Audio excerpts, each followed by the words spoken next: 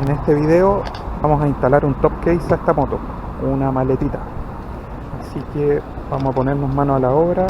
Acá tenemos que fijar la base, que ahí tenemos que buscar un buen punto que no quite espacio al asiento de atrás y que tampoco dificulte el sacar el asiento, y que tampoco moleste, si es que llevas al pasajero, le moleste la espalda.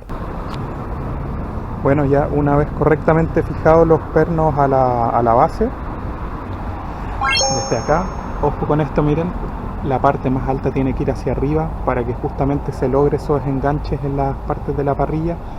No enganchan perfecto, pero ya con los 4 anclajes está más o menos bien.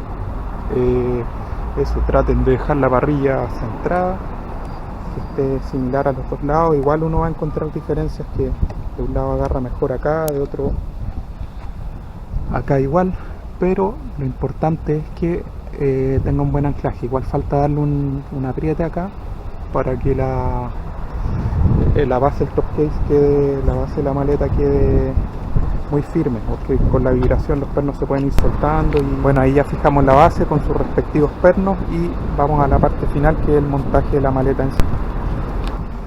Bueno, ahí ponemos la sujeción de la maleta, que tiene unos anclajes por acá, pero es imprescindible que vaya con esto, porque si no la maleta se puede ir volando en cualquier minuto.